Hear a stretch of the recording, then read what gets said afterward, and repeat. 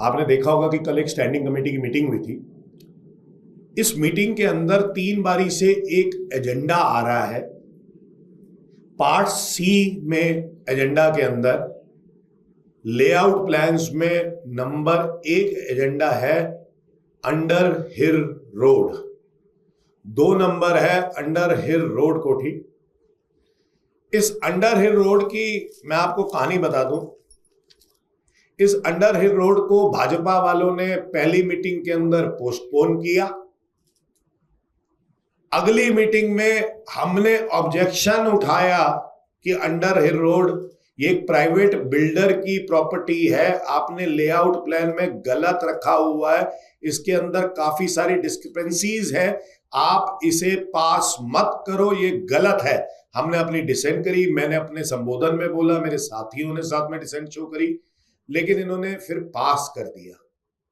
मजे वाली बात देखिए, कल की स्टैंडिंग कमेटी के अंदर मिनट्स नहीं आए तो मैंने म्युनिसिपल सेक्रेटरी को लिखा कि आपके मिनट्स नहीं आए, तो उन्होंने कोई जवाब नहीं दिया। लेकिन मिनट्स पता चला कि इन्होंने फिर से मीटिंग के अंदर जाके अंडर हिल रोड को रिजेक्ट कर दिया, क्योंकि मेयर का और स्टैंडिंग कमेटी चेयरमैन का आपस में समन्वय नहीं बन पाया इस बिल्डर के साथ।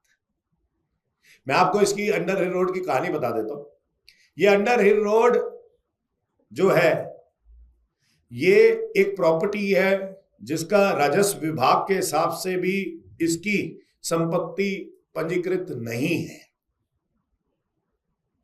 दूसरी बात, जब इन्होंने उर्दू से ट्रांसलेशन किया हिंदी के अंदर तो इन्होंने खसरा नंबर गलत ट्रांसलेट कर दिया, और जो एक्चुअल खसरा नंबर था और जो ट्रांसलेट करके खसरा नंबर आया ये करीबन 3 से 4 किलोमीटर दूर आया।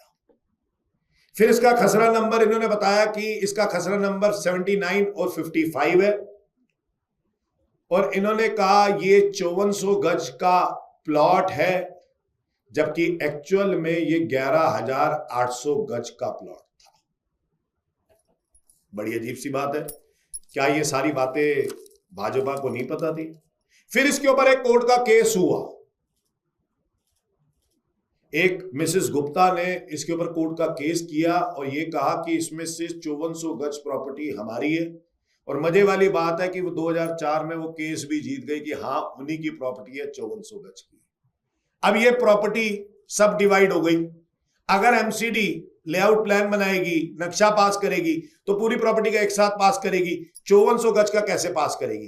तो अगर ये सारी बातें, ये देखिए मैं न्यूज़पेपर की कटिंग्स भी लाया, ये आपके सामने न्यूज़पेपर की कटिंग है जिसके अंदर साफ साफ नॉर्थ एमसीडी में इसको 2021 के अंदर इसी एजेंडे को रिजेक्ट कर दिया गया था जब वहां पे रखा गया था।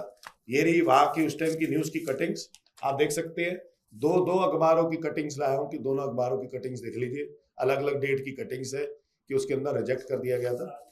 मैं कोर्ट के केस के पेपर भी लाया हूं, ये कोर्ट के केस के पेपर है जिसके अंदर Shrimati Shakuntala Gupta versus union of India and others case है। ये 16 अप्रैल 2009 का केस है। ये डेट ऑफ डिसीजन आया 2004 में केस डला है, पिटीशन डली है जैसे मैंने आपको बताया, और उसके अंदर लिखा है the petitioner her predecessor is was the owner of portion of property number 2 under hill road civil line Delhi, ये लिखा हुआ।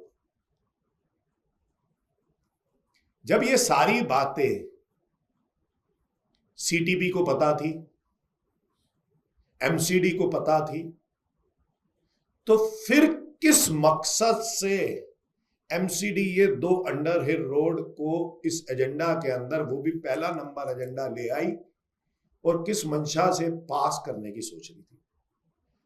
जब हमने डिसेंट भी दिखाई तो भाजपा ने इसको पास किया। भाजपा की क्या मंशा है? मेरे कुछ सवाल है भाजपा से और एमसीडी से। एक, सीटीपी को क्या इस लेआउट प्लान को इस एजेंडा के अंदर लाना चाहिए था? इन सारे चीजों को देखने के बाद, केस को देखने के बाद, उन सारे पेपर्स को देखने के बाद, खसरा नंबर गलत होने के बाद, क्या उसको लाना चाहिए था?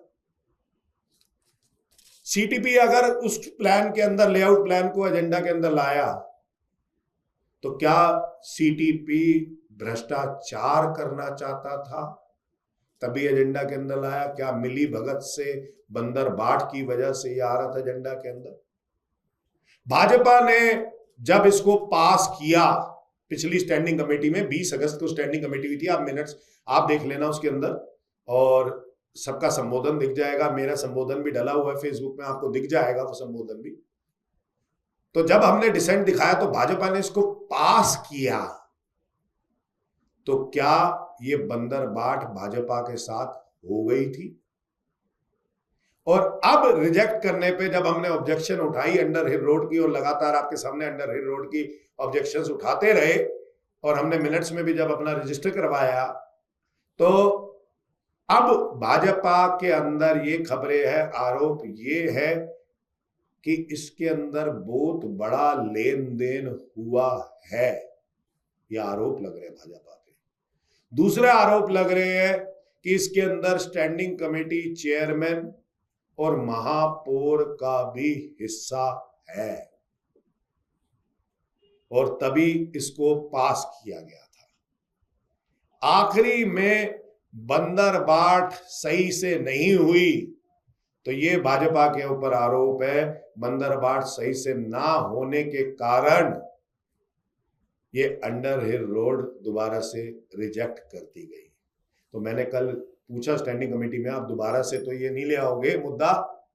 तो बोले हो सकता है कि दोबारा से फिर से ले आए, यानी कि जब फिर से इनकी सेटिंग सही से बैठ जाएगी, फिर से ऐसे प्रोजेक्ट लाएंगे और अंडर हिल रोड जैसे लाएंगे।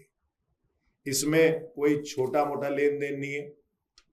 भाजपा के ऊपर आरोप है कि इसके अंदर यहां सिविक सेंटर से लेकर दिल्ली प्रदेश कार्यालय तक लोग इसके अंदर मिले हुए हैं और इस अंडर हिल रोड को पास करवाना चाहते हैं। तो मैं कहना चाहूंगा कि आज भाजपा की 4 इंजन की सरकार है, उनसे कर्मचारियों का, एमटीएस कर्मचारियों का दुख तो नहीं देखा जा रहा, सफाई कर्मचारियों को पक्का तो नहीं किया जा रहा, दिल्ली की जनता के अंदर मलेरिया, डेंगू, चिकनगुनिया बढ़ रहा है, उसके लिए कोई कदम तो उठाया जा रहा। लेकिन एस्ट्रॉयड शेल्टर जैसे मैंने पहले उठाया था, प्राइवेट बिल्डरों को फायदा, अंडर हिल रोड जैसे इनको फायदा देने के लिए भाजपा तुरंत तैयार हो जाती है। तो क्या फिर से भाजपा जैसे 15 वर्ष के अंदर भ्रष्टाचार पे भ्रष्टाचार किया है इन्होंने, फिर से भ्रष्टाचार की तरफ लेके जा रही है? ये बड़ी सोचने की बात है। और आप भी जाएं भाजपा के नेताओं से तो जरूर सवाल कीजिएगा और मेरे सवालों के जवाब दिलाइए।